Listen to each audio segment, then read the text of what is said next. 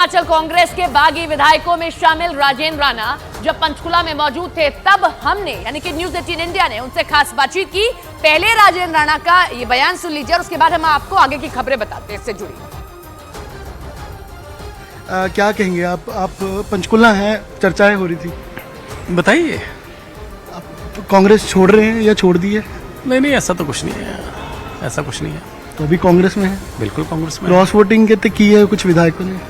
देखिए, cross voting पहले भी होती है ही है, ये अभी भी हिमाचल में भी हुई है, गुजरात में भी हुई, महाराष्ट्र में भी हुई, हरियाणा में भी हुई है, हर जगह होती है। आपने किसको वोट किया? वोट सीक्रेट होता है, वोट बताया नहीं जाता है किसको दिया है। पार्टी लाइन तो क्योंकि कांग्रेस को वोट नहीं किया। देखिए, वोट किसको दिया है किसको नहीं है, ये कांग्रेस को नहीं दिया। ये तो सीक्रेट होता है, ये तो सीक्रेट होता है। वोट थोड़ी बताया जाता है किसी को किसको दिया है। पर भाजपा के एक विधायक आपको लेके जा रहे हैं, भाजपा के कुछ विधायक हिमाचल के साथ थे। ये हमारी अपनी पर्सनल मीटिंग है। आपका बहुत बहुत धन्यवाद। किनके साथ ही? अब फ्लोर टेस्ट होगा राजेंद्र जी? अभी कुछ नहीं कह सकते। सुन लिया आपने, नाराज विधायक राजेंद्र राणा ये थे जिनको आप सुन रहे थे। इधर राज्यसभा चुनाव के नतीजे आने के बाद सीएम सुखविंदर सिंह सुक्खू ने बागी विधायकों पर हमला बोल दिया। उन्होंने कहा कि जो लोग कल तक खुद को कांग्रेस में कहते थे वो आज बीजेपी के हो गए। वहीं सरकार पर खतरे के सवाल पर सीएम सुक्खू ने कहा कि हिमाचल प्रदेश की जनता ऐसी सियासी धोखेबाजी की आदी नहीं है। सुनिए जरा सीएम क्या कह रहे हैं। तक कस्में जो लोग खाते थे, सुबह तक फिर कस्में खाते रहे और जब अपना ईमान ही बेच दिया, जो विधायक चुनकर कांग्रेस के चुनाव चिन्ह पर आया वह 9 क्रॉस वोटिंग हुई है, जिसमें 3 तो आज़ाद उम्मीदवार हैं। उनके बारे में मैं कुछ नहीं कहना चाहूँगा। 6 जो उम्मीदवार चुनकर आए जिन्होंने अपना ईमान ही बेच दिया, वो भारतीय जनता पार्टी को उनके क्षेत्रों में हरा कर आए हैं और यहाँ आकर वो पार्टी की जो अधिकृत उम्मीदवार हैं, वरिष्ठ अधिवक्ता, हमारे प्रसिद्ध अधिवक्ता, हिंदुस्तान के सबसे लीडिंग लॉयर, उनके खिलाफ उन्होंने वोट दिया। तो क्या लगता है आपको कि वो नाराजगी का वोट था? वो तो एक ही चीज़ का वोट होता है जिसकी जानकारी आपको मेरे से ज़्यादा होगी, जिस प्रकार की आप जानकारी रखते हैं। अब वो हिमाचल की संस्कृति में ऐसा नहीं था। हिमाचल की संस्कृति में जो जिस पार्टी से चुनकर आता था उसमें विरोधाभास रहता ही है, लेकिन जब वो चुनकर आए तो उन्होंने अपना वोट को बदला है, अपने ईमान को बेचा है। इससे आगे मैं क्या कहूँ, लेकिन मैं इतना कहना चाहता हूँ कि हिमाचल की जनता इस प्रकार की संस्कृति की आदी नहीं है। हिमाचल की जनता जानती है कि हमने कांग्रेस की सरकार को 5 साल चुनकर भेजा है और जिस प्रकार से वो राजनीतिक दृष्टिकोण रखते हैं उस दृष्टिकोण को हिमाचल की जनता पसंद नहीं करती। सर, जैसे कहा कि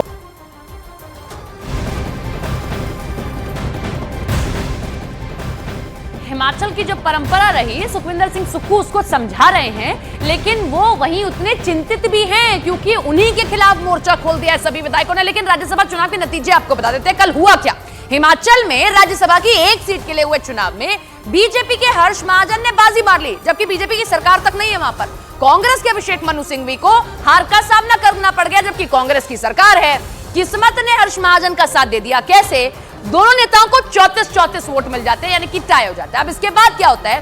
पर्ची, लकी ड्रॉ खोला जाता है और जिसमें नाम आ जाता है पर्ची में हर्ष महाजन का। हिमाचल प्रदेश में विधानसभा के सदस्यों की संख्या है 68, जिसमें बहुमत के लिए आपको चाहिए 35 वोट, लेकिन दोनों ही उम्मीदवारों को 34-34 वोट मिल गए, जिसके बाद उनकी हार जीत का फैसला पर्ची पर लिखे नाम के जरिए किया गया। इसके साथ ही बीजेपी ने हिमाचल प्रदेश में असंभव सी दिखने वाली जीत को भी हकीकत में तब्दील कर दिया।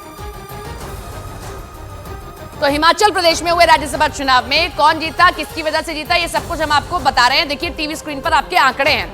हर्ष महाजन जीत जाते हैं, 34 वोट मिले, 34 ही अभिषेक मनु सिंघवी को मिले। 25 तो हैं बीजेपी के, लेकिन 6 ने कर दी क्रॉस वोटिंग कांग्रेस के और 3 निर्दलीय भी आ गए। तो इस तरीके से इनके पास 34 हो गए। अब जो अभिषेक मनु सिंघवी हैं वो देखिए उनके पास में 34 वोट तो आए, 40 के 40 वोट यूं तो आने चाहिए थे, जो परंपरा रहती है राज्यसभा के चुनाव में अगर आपकी सरकार है राज्य के अंदर। लेकिन यहां 6 जो वोट हैं वो हो गई क्रॉस वोटिंग और इसी में अभिषेक मनु सिंघवी हार जाते हैं।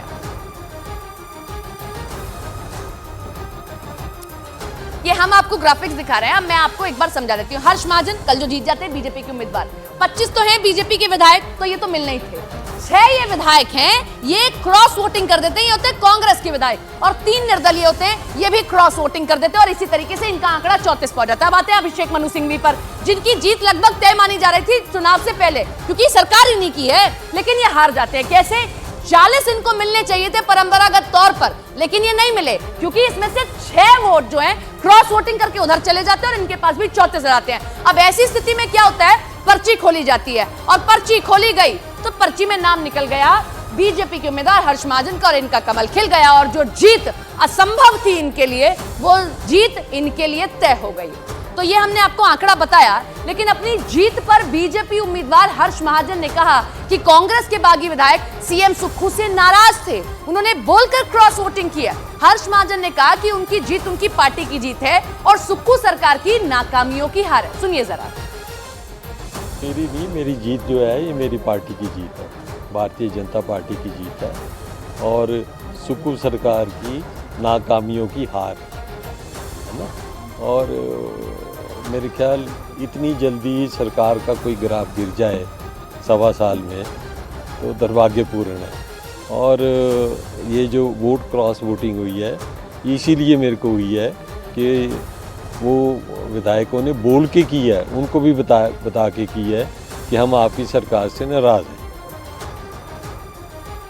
करिश्मा कर दिखाया हर्ष महाजन ने। क्या कौन है? अब आपके जहन में ये होगा तो ग्राफिक्स हम आपको दिखा देते हैं कि आखिर कौन है हर्ष महाजन, कहां से आते हैं। हर्ष महाजन हिमाचल प्रदेश के चंबा के रहने वाले हैं। अपनी सियासत की शुरुआत ये कांग्रेस से यूं तो करते हैं, पूर्व की कैबिनेट मंत्री देशराज महाजन के ये बेटे हैं। यूथ कांग्रेस के साथ इनकी राजनीतिक करियर की शुरुआत होती है। अब तक 3 बार विधायक चुने गए। 1993 में पहली बार विधानसभा चुनाव जीतकर आते हैं। 1998 और 2003 में भी ये विधानसभा जीतकर पहुंचते हैं। हिमाचल प्रदेश के पशुपालन मंत्री भी रह चुके हैं। सितंबर 2022 में कांग्रेस से इन्होंने इस्तीफा दिया और बीजेपी में शामिल हो गए।